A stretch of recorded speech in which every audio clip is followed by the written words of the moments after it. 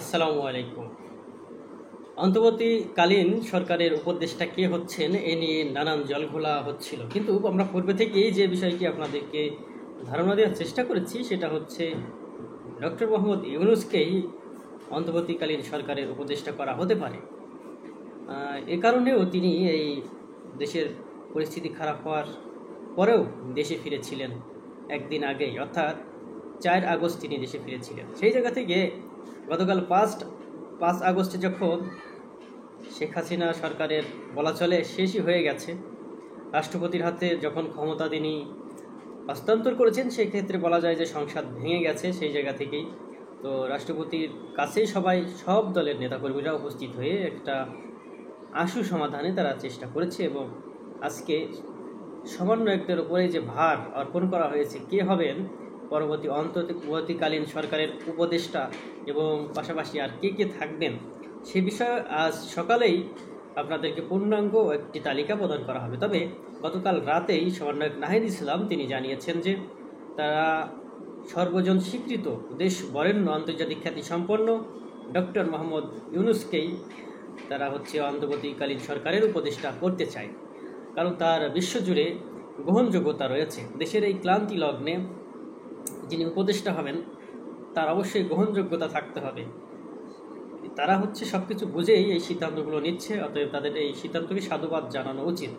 আমাদের মনে রাখতে হবে তিনি উপদেষ্টা হচ্ছেন মানেই আগামী 5 বছর থাকছেন। এটা অনেকটা তত্ত্বাবধায়ক সরকারের ব্যবস্থার মতোই। আপাতত তিনি উপদেষ্টা হওয়ার পর যে কাজগুলো করবেন, খুব শীঘ্রই একটি গ্রহণযোগ্য নির্বাচনের আয়োজন করতে যাবেন। তো সেই গ্রহণযোগ্য নির্বাচনের আয়োজন করতে গেলে একজন অবশ্যই অন্তর্বর্তীকালীন সরকারের প্রয়োজন হয়, আর উপদেষ্টার প্রয়োজন হয়, যেটা আমরা জানি যে তত্ত্বাবধায়ক সরকারের সময়ও ছিল। তো তত্ত্বাবধায়ক সরকার যেহেতু আপাতত নাই আমাদের, এখন যে বিষয়টা নতুন করে এই উপদেষ্টা মণ্ডলী নিয়ে একটি অন্তর্বর্তীকালীন সরকার গঠন করার সিদ্ধান্ত নেওয়া হচ্ছে। অনেকেই প্রশ্ন রাখছেন যে ডক্টর মোহাম্মদ ইউনূসকে কেন? ডক্টর মোহাম্মদ ইউনূসকে অবশ্যই দরকার আছে এই কারণে, এনার যে সর্বজন স্বীকৃত এবং গ্রহণযোগ্যতা রয়েছে বিশ্বব্যাপী। দেশের যে আর্থিক সমস্যার উদ্ভূত যে পরিস্থিতি তৈরি হবে, সেখানে নতুন কেউ আসলে সেটা সারভাইভ করা কঠিন হয়ে পড়বে। তো তিনি যেহেতু সর্বজন স্বীকৃত পার্সন এবং বিদেশে তার সমাদর রয়েছে, তিনি বিভিন্ন জায়গা থেকে আর্থিক বিভিন্ন অনুদানও যদি দরকার হয় আনতে পারবেন। আর্থিক খাতগুলোকে সচল রাখতে তার ভূমিকা থাকবে অনবদ্য, কারণ তিনি একটি বিরাট প্রতিষ্ঠান পরিচালনা করেছেন, সেক্ষেত্রে তার সব দিক সম্পর্কে জানা।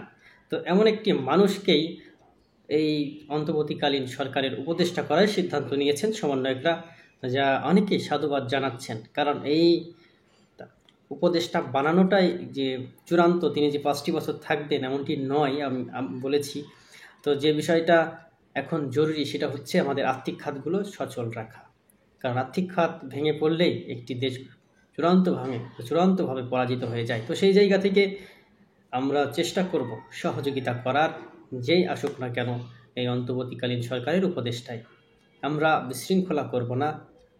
আমরা যে বিষয়টি দেখতে পাচ্ছি চারিদিকে, সেই বিষয়গুলো যেন না থাকে। দৈনিক ইত্তেফাক একটি সংবাদ প্রচার করছে তারা, আমরা ইতিমধ্যে সেই সংবাদ থেকে আপনাদেরকে চুম্বক অংশ শোনাচ্ছি। অন্তর্বর্তীকালীন সরকারের ডক্টর ইউনূসকে প্রধান উপদেষ্টা চান সমন্বয়করা।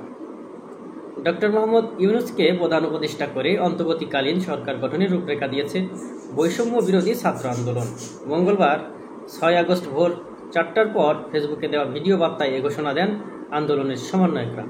ভিডিও বার্তায় সমন্বয়ক নাহিদ ইসলাম বলেন, অন্তর্বর্তীকালীন সরকার গঠনের রূপরেখা দিতে আমরা 24 ঘন্টা সময় নিয়েছিলাম, কিন্তু জরুরি পরিস্থিতি বিবেচনা এমনই তৈরি হয়েছে, জরুরি অবস্থা বিবেচনায় এখনই রূপরেখা ঘোষণা করা হচ্ছে বা করছি। আমরা সিদ্ধান্ত নিয়েছি ডক্টর মোহাম্মদ ইউনূসকে প্রধান উপদেষ্টা করে ছাত্র নাগরিক অভ্যুত্থানের অন্তর্বর্তীকালীন সরকার গঠন করা হবে। তার সঙ্গে আমাদের কথা হয়েছে, তিনি দায়িত্ব নিতে সম্মত হয়েছেন। তিনি আরও বলেন, আমরা সকালের মধ্যে সরকার গঠনের প্রক্রিয়া দেখতে চাই। রাষ্ট্রপতির কাছে অনুরোধ থাকবে ডক্টর মোহাম্মদ ইউনূসকে প্রধান উপদেষ্টা করে অন্তর্বর্তীকালীন সরকার গঠন করা হোক। এছাড়া অন্তর্বর্তীকালীন সরকারের বাকি সদস্যদের নামও আমরা সকলের মধ্যে ঘোষণা করব। অর্থাৎ এই সকালের মধ্যেই ঘোষণা করা হবে।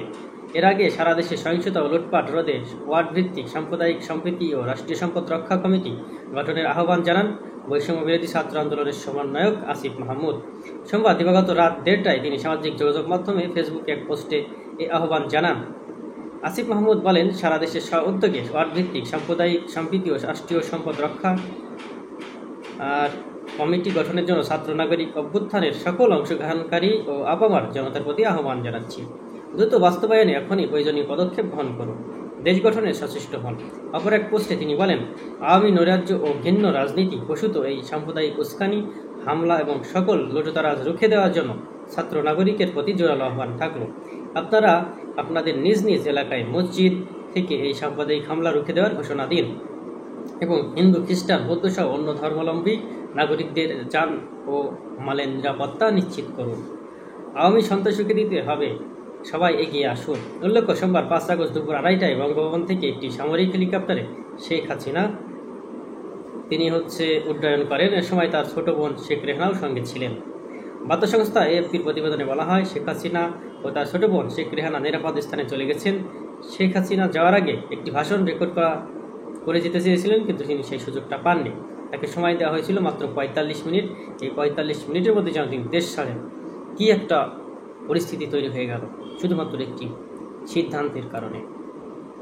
একটি সিদ্ধান্ত মানুষকে অনেক দূর পৌঁছে দেয়, বদলে দিতে পারে অনেক কিছু। ঠিক তাই সিদ্ধান্ত সঠিক সময়ে সঠিক সিদ্ধান্ত নিতে পারাটাই হচ্ছে চৌকস নেতৃত্বের বহির্প্রকাশ। কখনো জিদের বসে কোনো সিদ্ধান্ত নিলে সেই সিদ্ধান্ত সফলতা লাভ করে না, যার ফল আমরা দেখতে পেয়েছি। এখন সারা দেশে যে অদ্ভুত পরিস্থিতি তৈরি হয়েছে, এখানে প্রত্যেকেরই যার যার জায়গা থেকে সতর্ক অবস্থানে থাকতে হবে।